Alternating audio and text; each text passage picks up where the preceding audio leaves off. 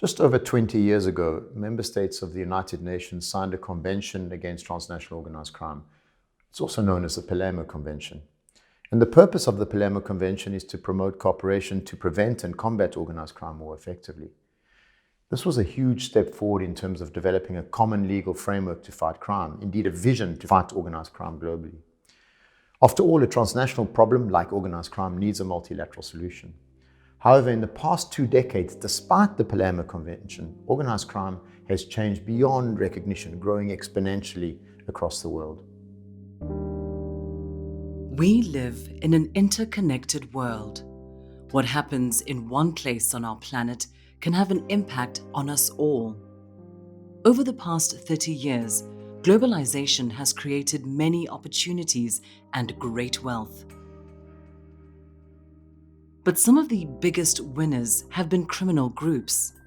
Organized criminal groups have taken advantage of the opening of new markets, supply chains, and technologies while exploiting weak regulation in financial markets and cyberspace. This has generated enormous wealth for the corrupt and the criminal. But the global crime boom has also become a threat to peace, development, the environment, health, and justice around the world. Why has this happened? What is the impact and what can be done? A new report by the Global Initiative Against Transnational Organized Crime looks at the trajectory of the illicit economy from the past to the future, including the reasons why this problem has gone global and accelerated. It reveals the factors that have enabled this boom, looks at key illicit markets, and warns of the potential dangers of the future of crime.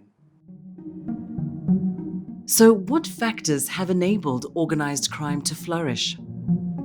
Technology has been a great accelerator, and innovation has outpaced regulation. Criminal groups have been quick to tap into new markets, find new victims, and communicate and move money more covertly. The internet has also been an enabler for the expansion of illegal economies, using many of the same tools as we do, selling guns, drugs, or humans on social media and communications apps. It has enabled an increase in coordinated ransomware and phishing attacks, and a growth in dark markets where you can buy and sell almost anything. The internet is also a goldmine of data that can be used for corruption, extortion, and carrying out other crimes. More traditional types of connectivity have also facilitated organized crime, like a massive increase in the number of containers moving goods around the world, more flights, and better infrastructure.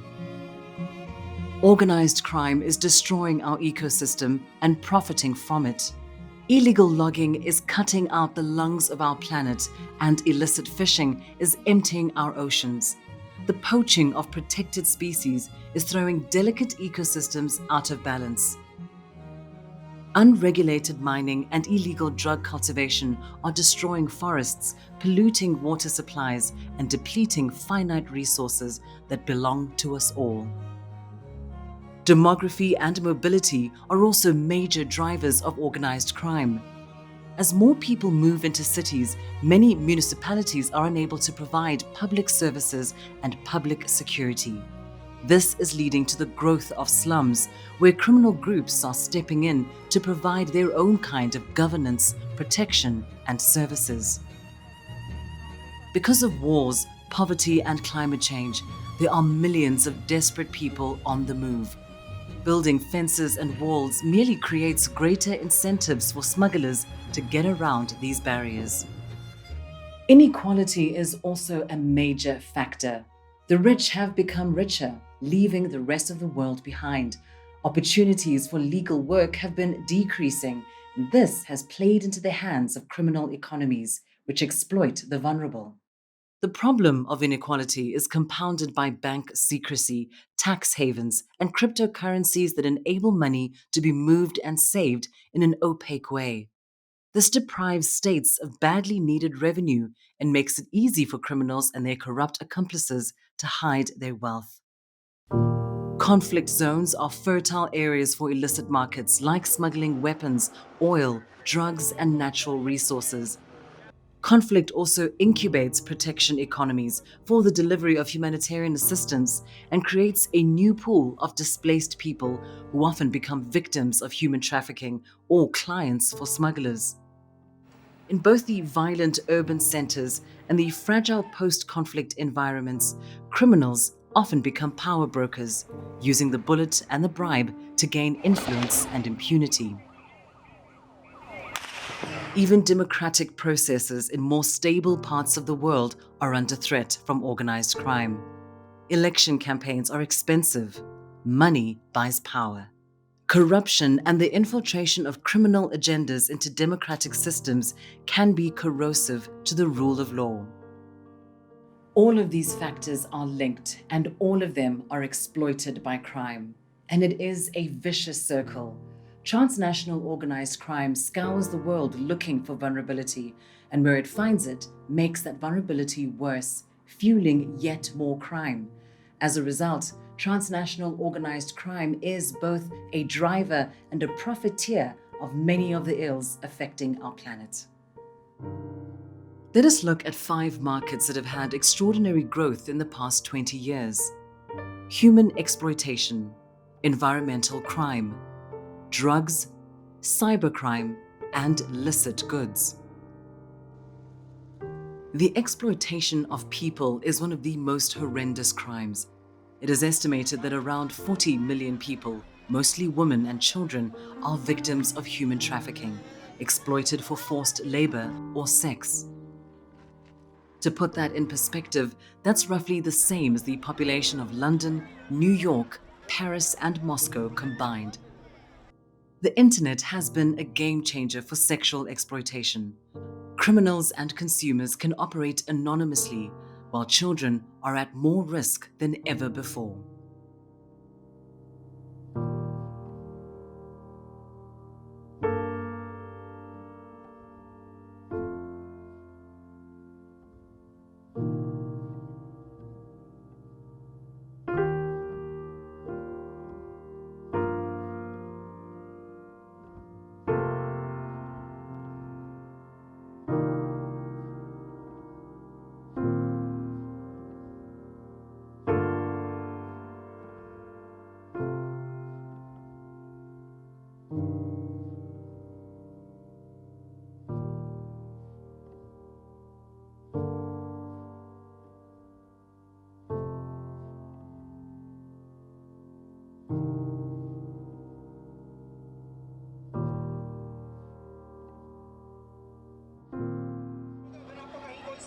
The number of refugees and migrants is rising, but they are becoming less welcome.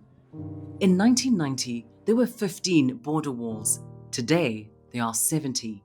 Restrictions introduced as a result of COVID-19 have further reduced mobility, and refugees and migrants are at greater risk of exploitation by traffickers.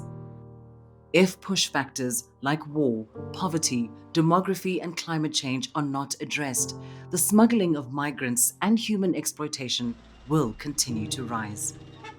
Illicit environmental markets, from natural mineral resources to endangered terrestrial and marine species, have become a billion-dollar business.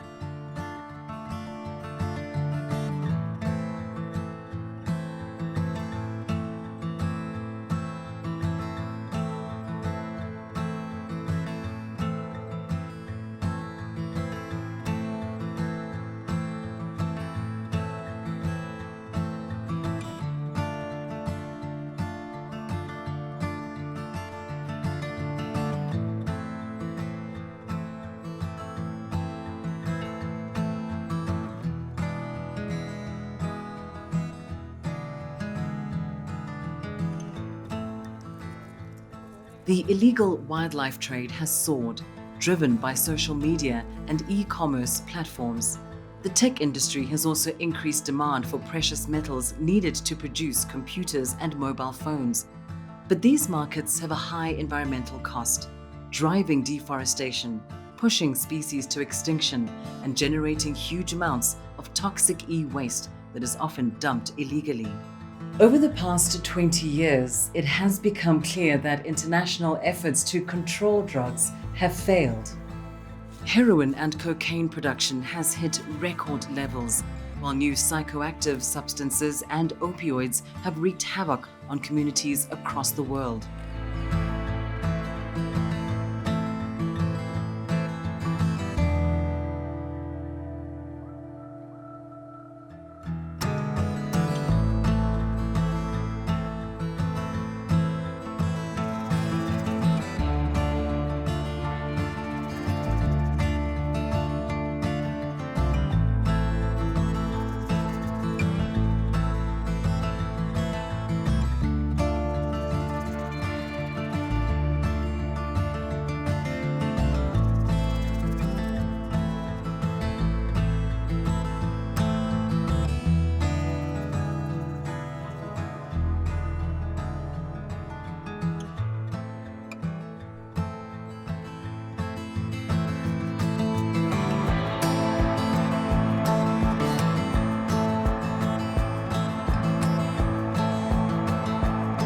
An increasing amount of the drugs trade is moving online, and supply chains are changing. Synthetic drugs can be made close to point of sale, removing the need for complicated trafficking networks. Clients can order online and receive their goods by post. The vast sums generated by the trade may be as dangerous as the drugs themselves. Drug money is buying power and impunity, and even funding elections and armed groups.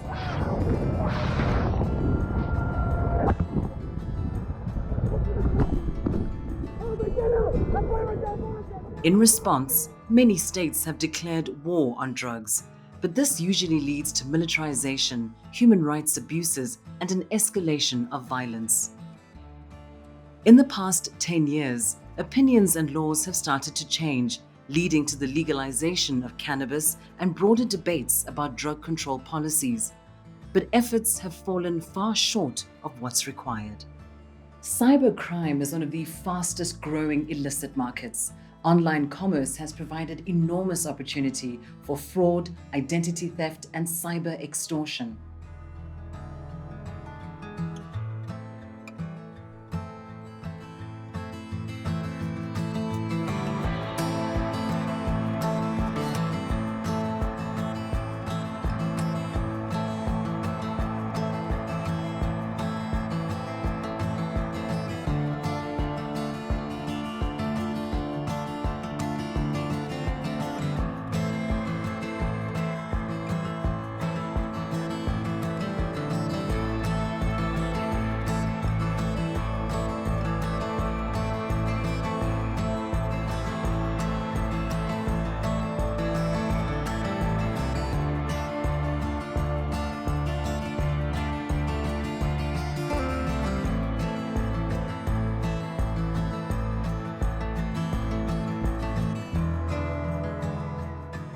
As strange as it may seem, the illegal production, movement, and sale of normally legal goods is the largest of all illicit markets. Licit and illicit goods often follow the same supply chains and are sold by the same vendors. Anything from toys to electronics, beauty products to fake luxury goods.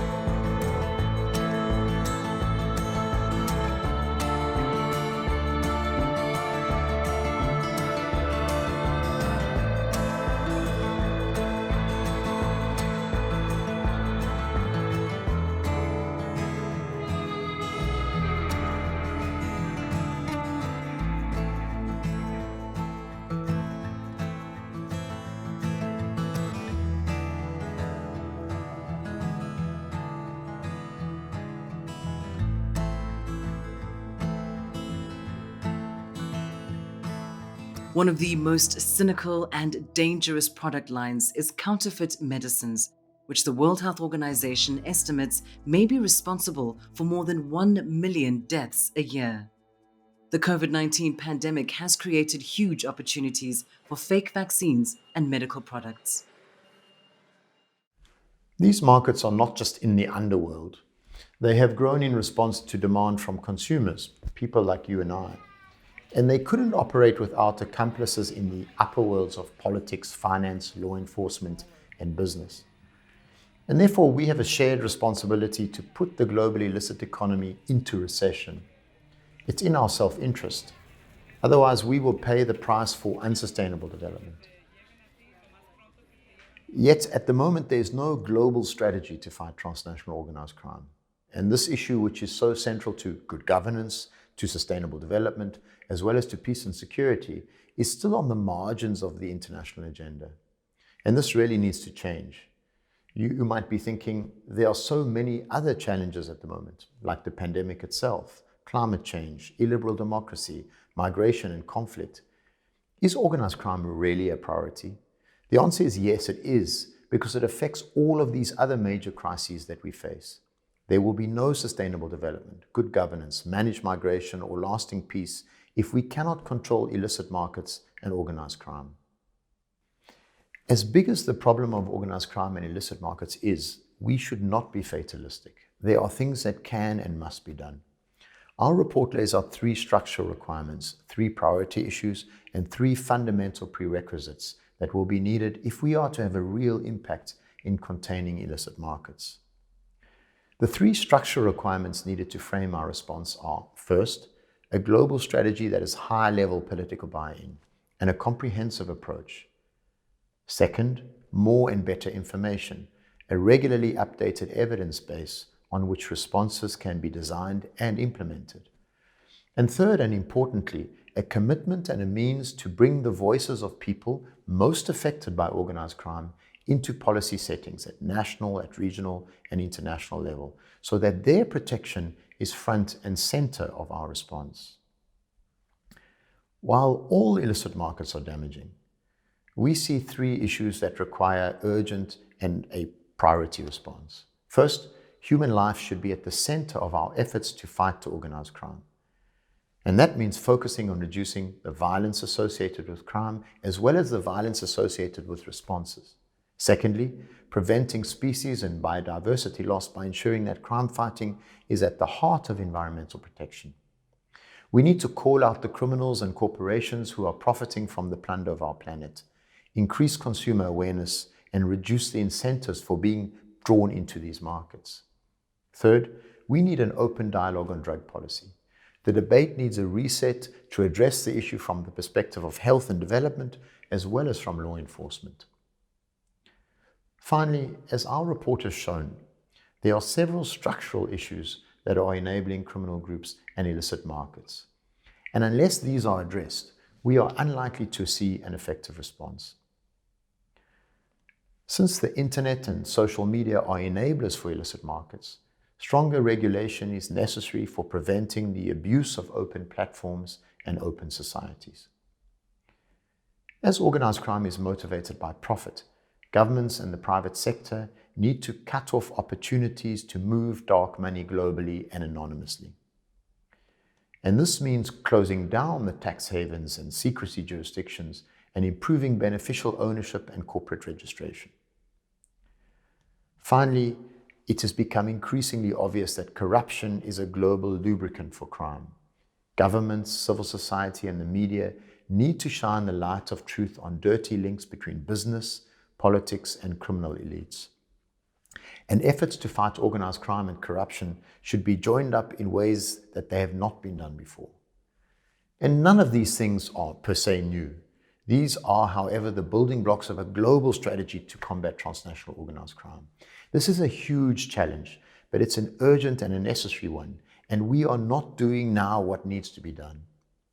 Let's work together to change the trajectories of organized crime and to build a safer world.